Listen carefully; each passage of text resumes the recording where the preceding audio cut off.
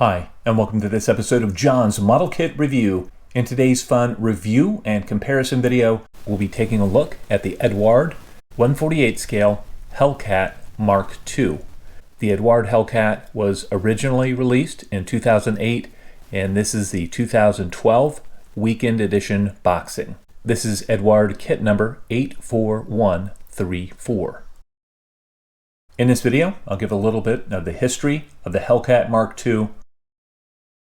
We'll go through the kit instructions, and we'll talk about any problem areas to watch out for during the construction phase of the build.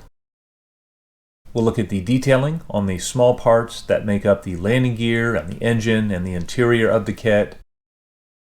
We'll look at the exterior surface detailing, and we'll talk about the fit of the major parts of the kit. We'll take a look at the clear parts, and we'll talk about the fit and the clarity of those. We'll also look at the marking options that are included in the kit, and we'll talk about the quality of the decals themselves.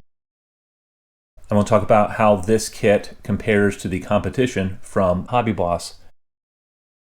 If you like in-depth model kit reviews and model building technique videos, please consider becoming a member.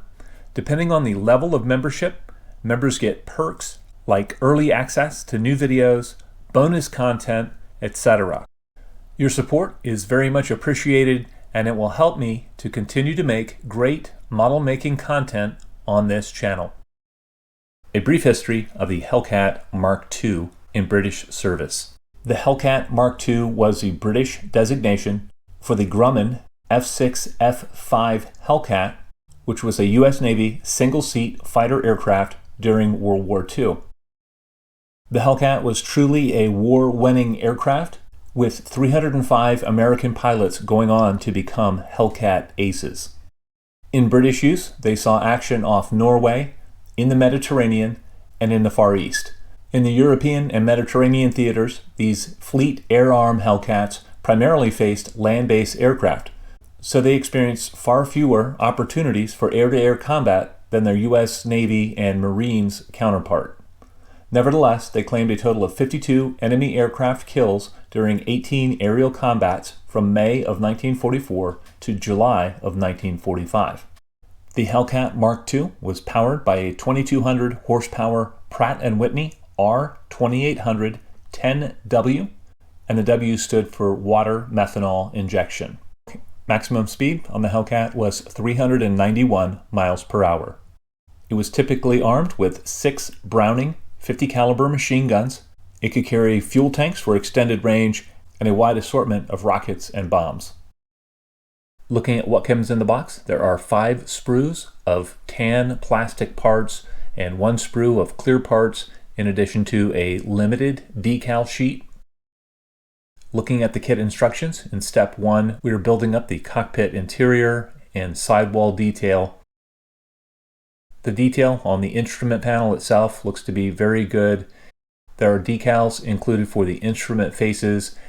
There are also decals for some of the side consoles. Looking at the pilot seat, it's honestly on the very basic side, and I'll probably replace that with a True Details resin replacement seat that has the molded in seat belts. In step 2, we're closing up the fuselage around the interior and the tail wheel of the aircraft. Setting the fuselage halves together, it seems like we'll be able to get an excellent fit between those. The upper seam and lower seam both look very nice, and I don't anticipate having to use any putty on this step of construction. In step 3, we are building the engine cowl, and we're also assembling the engine, and we're attaching both of those to the fuselage. Dry fitting these parts together, it looks like we'll be able to get an excellent fit on the engine cowl. I think the engine itself is nicely molded, and it'll look really good once it's painted and detailed. In step 4, we're building the elevators, and we're attaching the elevators and rudder to the aircraft. The fit of these parts seems to be pretty decent. In this picture, you can see how Eduard chose to detail the control surfaces. Most of the detailing is represented by finely raised rib tapes. In step 5, we're assembling the wings on the aircraft. The way that Eduard has engineered the wheel wells on the Hellcat, They have a little bit of a false bottom. The detail should actually be on the inside of the upper wing, but Eduard chose not to do it that way. In step 5, we're attaching the wings to the fuselage. We're also attaching the clear parts and a couple of smaller bits as well. Fitting the wings to the fuselage. I like the way that Eduard has engineered the wing to fuselage fit, and if you take your time here, you should be able to get a putty-free build. Looking at the clear parts themselves, these look to be extremely well molded. They're very clear. They have crisp framing on them, and I think these will look great on the finished kit. In the next step of construction, we're just adding some detail bits to the landing gear of the aircraft. This continues on in the next step. We're also adding the very small clear parts to the underside of the fuselage. And fingers crossed, hopefully you won't lose too many of these to the carpet monster. In the next step, we're assembling the main landing gear and the main landing gear wheels. The tires on the main landing gear have no tread on them. They're completely smooth and rounded. I'm not sure how accurate that is. Overall, the detailing on the landing gear should look pretty decent on the finished kit, although it seems to be engineered for strength rather than ultimate detail. In the next step, we have a choice of which underwing rockets to build. There are 2 different styles here. Moving on, it has the prominent under fuselage fuel tank that was often fitted to the Hellcat. Unfortunately, the detail on this part is kind of blah. It's not great. There are prominent straps that run under the fuel tank and then attach to the aircraft. These are not included with this kit. Additionally, it looks like you'll need some clamps to get this to fit together nicely.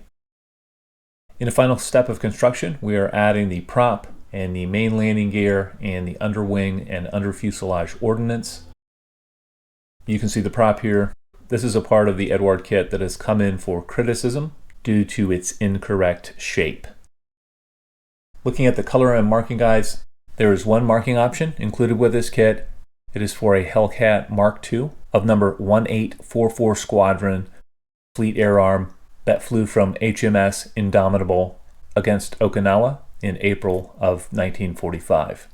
The box top features a color 3 view of this aircraft. Unfortunately, the color callouts here are really lacking. Fleet Air Arm colors should be extra dark sea gray and dark slate gray over sky type S. Looking at the decals themselves, the decals that are there look to be in register. They look to be of good quality, and I don't anticipate any problems with these. You may want to do a little bit of research here to see if these aircraft had more stenciling on them. If so, you'll have to source the stencils from the aftermarket. Looking at the surface detail on the exterior of the Eduard kit, it is represented by finely engraved panel lines on the wings and on some of the fuselage. On the rear of the fuselage, it actually correctly depicts the lapped metal panels, and I think the detailing will look very nice on the finished kit. Looking at the fit of the major parts, every piece that I have dry fitted together has gone together very well, and I honestly don't anticipate having to use filler on any part of this build. Let's take a look at how this Eduard kit compares to the HobbyBoss Hellcat Mk.II.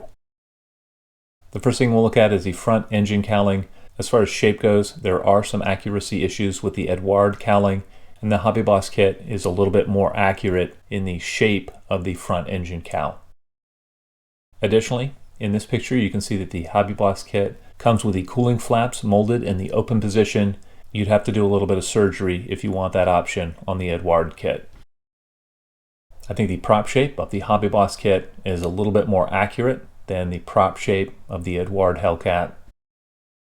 Looking at the main landing gear wheels, the HobbyBoss kit has some molded in sidewall detail. The wheels seem to be the same diameter and width, so which one is more accurate for your kit depends on what tires were on the aircraft you're trying to model. I will say that the 2-piece HobbyBoss kit wheels go together easier than the 4-piece Eduard wheels do. In the landing gear department, the Eduard kit is engineered for strength and robustness, and consequently it is not quite as well detailed as that on the HobbyBoss kit. And that brings us to the one major problem of the HobbyBoss Hellcats, and that is that the upper fuselage is far too rounded. This means that the canopy is far too wide and far too bulbous looking on the finished kit. In this photo, you can see the HobbyBoss fuselage compared to the Eduard Hellcat fuselage, and the Eduard Hellcat fuselage is the correct shape and the cockpit opening is the correct size. The HobbyBoss is just way out of scale here. Looking at the surface detail on the Eduard kit, there is more extensive detail on the exterior of the Eduard Hellcat, but you'll have to get pretty close to the models to see this difference in detail. Some of the advantages that the Eduard kit has over this HobbyBoss kit are the decals themselves, the color and marking guides. The Eduard kit also has a better engine and more accurate cockpit.